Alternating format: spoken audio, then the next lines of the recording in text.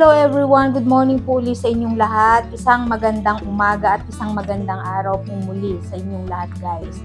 So today guys ay nagki-crave kami ng chicken inasal kasi gusto namin kumain tsaka tinatamad din kaming lumabas. Kaya kami ay gagawa na lang dito sa bahay ng sarili kong version ng chicken inasal.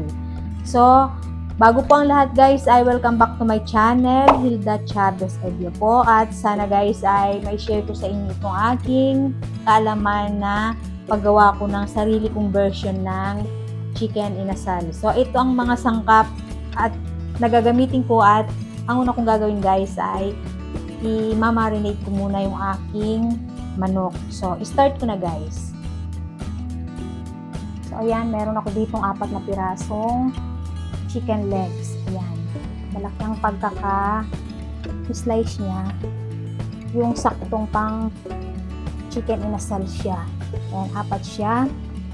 At syempre, ang una kong gagawin ay gagawin ko muna yung kanyang pagbababaran para ma-marinate ko na siya ng overnight. So, ayan. Timplahin ko muna yung aking pang marinade. Yan, unang kong ilalagay ay syempre ang aking calamansi juice. Yan, calamansi ang aking ilalagay kasi mas masarap siya. Yan. Tansyin nyo na lang guys kung gano'ng karami ang calamansi nyo. Kung gusto nyo medyo maasim-asim or hindi naman, okay lang. At syempre ang aking black soy sauce.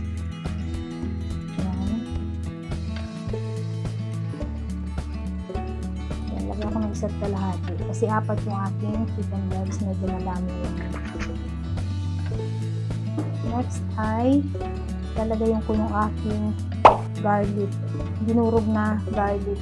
Isang buong bawang na po ang aking inilagay para mas masarap, mas maraming bawang, mas masarap. At lagyan ko ng black pepper, siyempre black pepper, at lalagyan ko siya ng chicken powder at ang kanyang chili flakes. Kung wala kayong chicken powder guys, okay lang kahit wala. Lagyan ko siya ng konting chicken powder. Sinabay ko na rin yung chili flakes. At lalagyan ko siya ng mga 2 kutsarang brown sugar.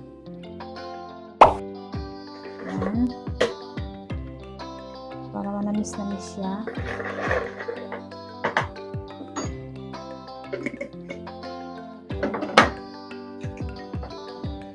Lalagyan ko rin siya ng 1 kutsarang oyster sauce. Ito para lumapot lang ng konti at pangpalinam lang din.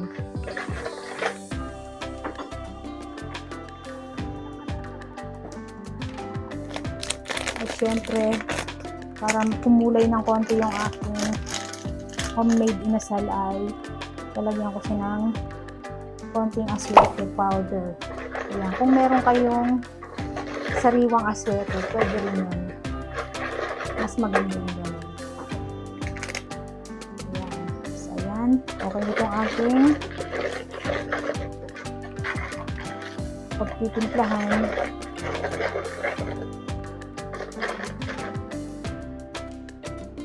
So ayan guys, bago ko siya ibabad ay tatanggalin ko muna yung taba ng mga manok kasi ito gagawin ko siyang chicken oil kapag naihaw ko na tong inasal ko. Ayan, yan po ang aking sikreto. Ako mismo ang gumagawa ng chicken oil na bagay na partner sa inasal. Alisin ko lang yung mga taba.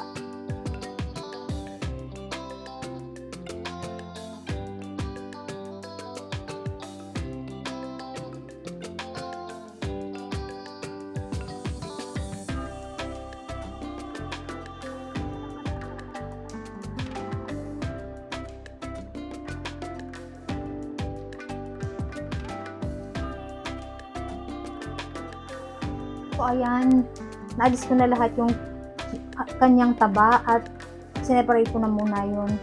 Siniwalay ko na, tinago ko muna sa freezer para bukas ay gagawin ko siya. So ngayon yung guys, ibabad ko na muna itong aking manok. Ayan.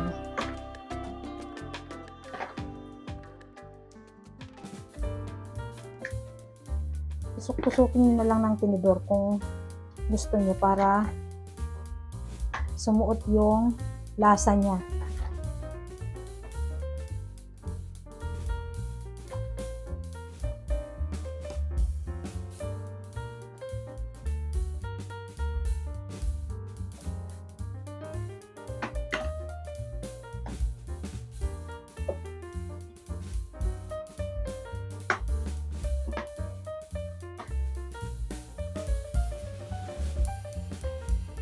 Ayan.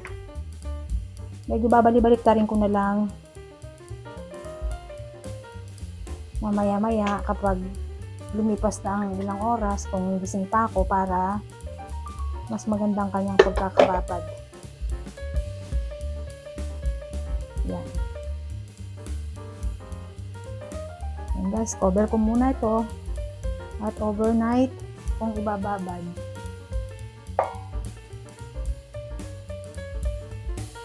$2,000 years later. O so ayan guys, lumipas na ang magdamag. Ito na yung aking binabad. Ayan. Ayan na siya. Mas malasa na yan kasi overnight ko siyang ibinabad. So ang gagawin ko ngayon guys ay mag-iihaw na muna ako dun sa labas. So ayan, ready to ihaw na. O so ayan guys, iniihaw ko na siya dito sa aking improvise na ihawan din at ayan, hintayin ko siya hanggang maluto lang ng dahan-dahan. Hindi ko siya bibiglain para hanggang yung ilalim niya ay talagang maluto siya. So habang nagluluto ako guys o nag-iihaw ay gagawin ko na muna yung aking chicken oil. So ayan, gawa muna ako ng chicken oil. O so ayan, gawin ko muna yung aking chicken oil. Ito nga pala yung mga taba ng manok na hiniwalay ko kagabi. So ayan, gagawin ko dito ngayon ay tutunawin ko lang dito sa aking kawali. Hanggang maging oil na siya. Ganun lang naman paggawa ng chicken oil. At least sigurado pa tayo na galing talaga sa taba ng manok yung gagawing chicken oil.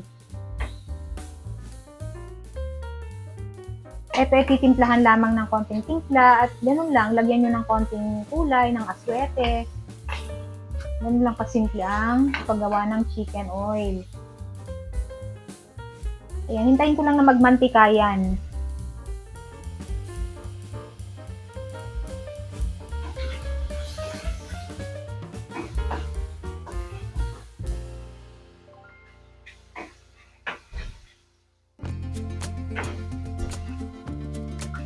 At least yung aking manok, yung aking homemade inasal ay bawas na sa taba dahil iniwalay ko na yung taba. Pwedeng hindi nyo gamitin yung chicken oil nyo, pwede nyo itabi at magamit sa ibang mga lutuin, sa mga ibang ulam. Ito kasi talagang pampasarap sa inasal yung kanyang chicken oil. Pero syempre, dun sa may mga high blood, may mga sakit, iwasan na lang ito guys. Huwag nyo na lang itong kainin. Kaya nga ako talagang hinihiwalay itong mga taba. At hindi ko na rin tinatapon, ginagawan ko rin ng paraan para nagagamit. Kasi ako talaga, iwas ako sa pagkain ng karne, mga taba-taba. More on lang talaga ako gulay. Nami-maintain nyo pa guys yung katawan yung payat. Kapag healthy ang kinakain nyo o hindi masyado sa meat. Lalo kapag nagkakaedad na tayo, medyo disiplina sa mga kinakain. Hindi lahat ng gusto ikakainin. Kasi dyan talaga nagsisimula ang mga sakit. Sa mga kinakain lang naman.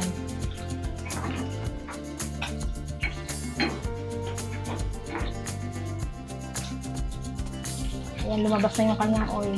Pabiruin nyo kung kakainin nyo lahat yung mantika na yan.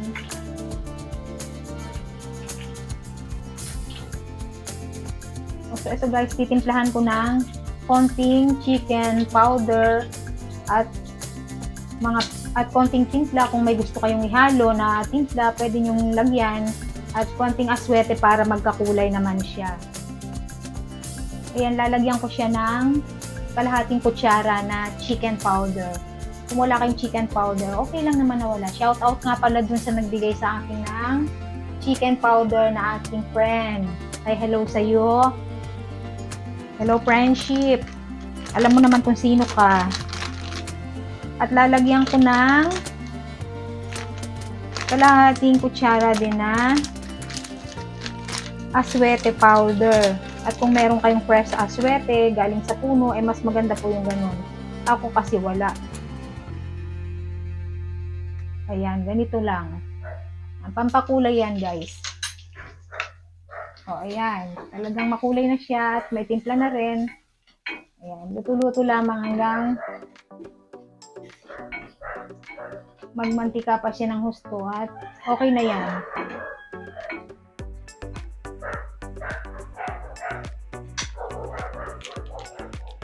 O, so ayan guys, okay na to.